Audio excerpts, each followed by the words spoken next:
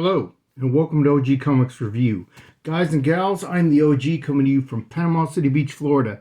Living not the three-stripe life today, but living Racer X life. Yes, from Speed Racer. True story here, I will tell you. The OG was in a grocery store, and a young lady came up to me and goes, "Hey, that's cool. I know who that is. That's Cyclops of the X-Men."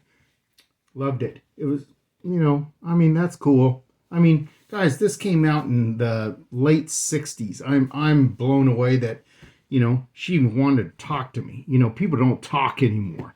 Anyway, I'm going to share with you the polls from 9/28. And by the time you get this video, because these videos are made in advance, it will not be a spoiler. Here at OG Comics Review, the OG does not, I don't do spoilers. That's one of the premiums of my channel. Anyway, let's get into some variants that I recently got. These are all Harley Quinn. Great price. I couldn't turn them down. I loved them. All Ryan Sook. Right here we have a Ryan Sook variant. This is paying homage to old Batman cover. It's gorgeous. Look at the yellow background. I love it. Beautiful. $5. They all cost $5. Just so you know. The OG's not afraid to tell you how much I paid for something. A lot of casters don't want to tell you what they paid. I want you to know what I paid, so if you are out there shopping, you kind of can gauge what you should be paying. This is an homage to the first appearance of Robin. Instead of Harley Quinn here, you have Robin coming out of that. I call it a drum, but I don't know what it is. Real special. I have another issue. This is a double for me. In the original, this pays homage to the first appearance of Batgirl. And this I loved. This is Harley Quinn again, Ryan Sook. Those, like I said, those are all Ryan Sook. This is homage to The Killing Joke. Beautiful. Even the green. Guys, a little secret about the green. This means that in the original series of The Killing Joke, the green signified that this was a first print. As it went on, they changed colors. They went different fluorescent colors, orange, blue, all that stuff. It was a very popular comic book. This is beautiful.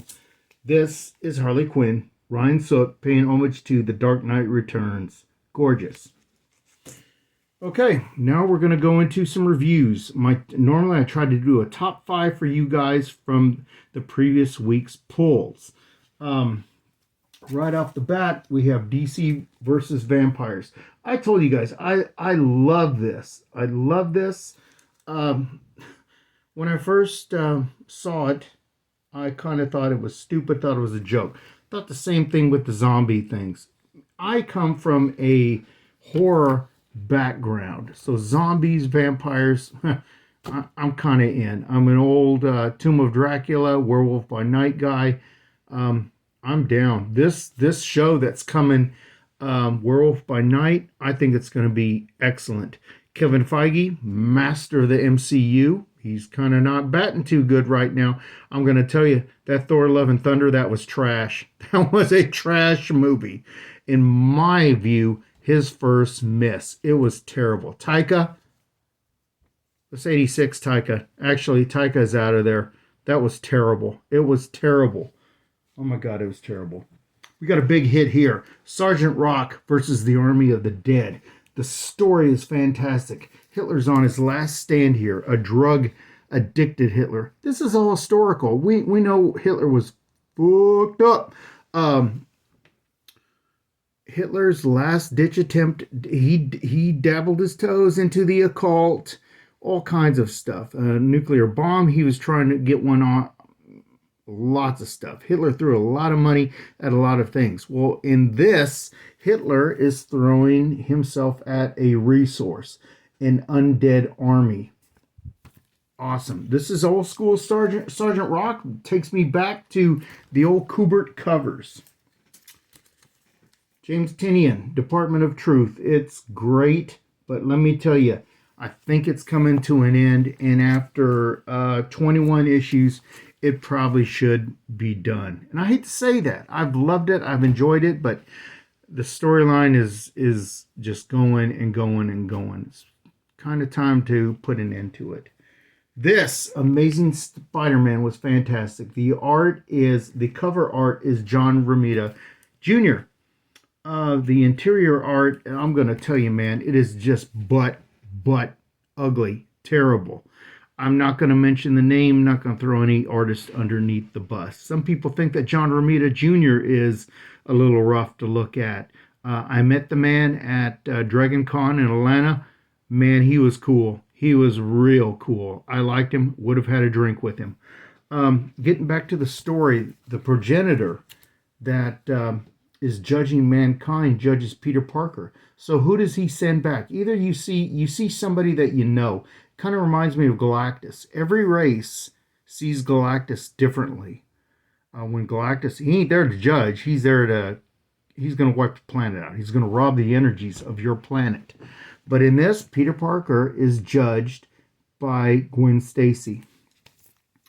Throughout the whole thing, people are apologizing, trying to elevate their status as being a good person. J. Jonah Jameson is apologizing to everybody that is out there. It's kind of funny. But the thing with Peter Parker is that he is proved worthy. And the progenitor gives him a gift. He gives him Gwen Stacy. She's kind of levitating, and then she drops. And then Peter Parker said, originally, he goes, I know you're not Gwen. I can sense it.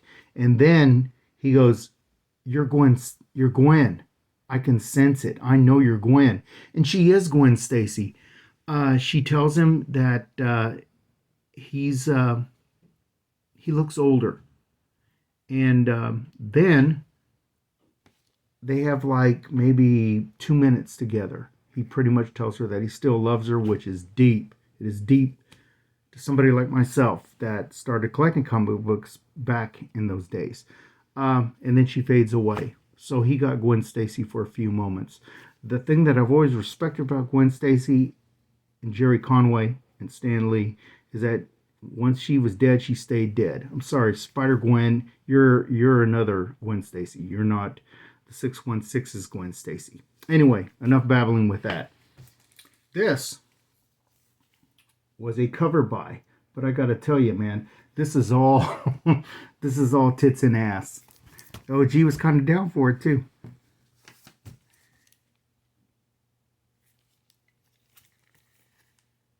This right here is the cream of the crop. X-Men number 15. What we have here is Children of the Vault. Children of the Vault manipulate time. They're thousands of years into the future. They've mastered an evolution that they're thousands of years in the future. They are a match for mutant kind. They've been put into a bubble that is pretty much like the Matrix. They think they've conquered everything, but there's some shit that's going to go down. Forge, another mutant that I can't stand, is going into the vault to see what's going on. He's trying to retrieve Darwin. Darwin was left in the vault when X-23, Laura Kinney, and Sink and Darwin, all three of them went in there, aged. Two of them fell in love, and he was left there. They're trying to rescue him.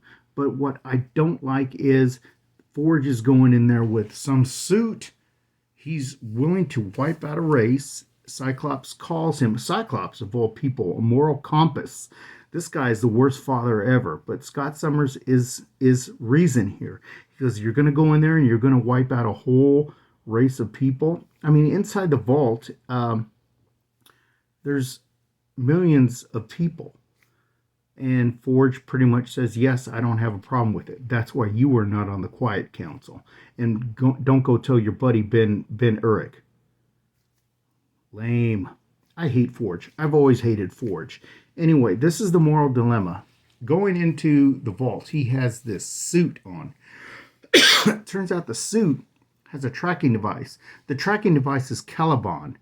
Caliban was a mutant that was gentle, fell in love with Kitty Pryde, lived through the Morlock tunnels when they were invaded and massacred. Apocalypse comes and grants him more powers. He's bulked up. He's super powerful. I wanted to see him join the X-Men, but they didn't see things my way. I wanted to see somebody different than Polaris for the 50th time, Havoc for the 50th time. I wanted to see another group of X-Men. I thought Caliban would be excellent as a muscle, a tracker of mutants. He's clearly not knowing what's going on because he tells Forge, he goes, what am I doing here? Where's my body? The last thing I remember was sitting with you and having a drink. So this is mutant resurrection, which mutant resurrection is cloning. This is a dilemma, a moral dilemma. And I know the OG's getting a little sideways here, but back in the day, they talked about cloning. Say the OG lost his arm. How about we have a clone of the OG and I get a new arm? We graft it on. It should take. Who knows? The OG's not a doctor. Theoretically, it should take. So the OG has a new arm. What about the clone? What do you do? And then they showed a landfill of mannequins. It's like, this is a moral dilemma. This is a mess. This is one reason why I can't stand the way the X-Men are going with this. Forge doesn't care. Charles Xavier, once the moral compass of the X-Men, does not care. And I understand, you're a race that's being hunted and wanting to be exterminated. So you have to resort to extreme measures. But you know what, guys? There's still the good guys and there's still the bad guys. And I'm telling you, right now, the Quiet Council is really on that edge. You got Nightcrawler, the essence of what I would call a religious man that believes so much in his religion. Where is he with all this resurrection? God is the only one that can resurrect somebody and put a soul in that body. Satan couldn't do it. Lucifer could not do it. But the X-Men can. And Nightcrawler's fine with this. He's been resurrected a few times. And now a human being has been resurrected. Captain America has been resurrected. When they do resurrect, they really don't know how it's going to go with a human. Will Steve Rogers be normal? Or will he be even stronger as a super soldier? They've all amped up their powers. Professor Xavier is more powerful than he used to be. Magneto is more powerful and younger than he used to be. Anyway, that is the top 5, guys. This was awesome. This is good writing, good X-Men writing. There's a lot of it that I don't agree with, that some of you out there just think it's awesome. And that's what comic books are all about. They are objective like art. Anyway, guys, take care. We're going to bring this one to an end. Visit your local comic book store. Visit that YouTube channel that is out there now that the OG does not know how to access. We are out.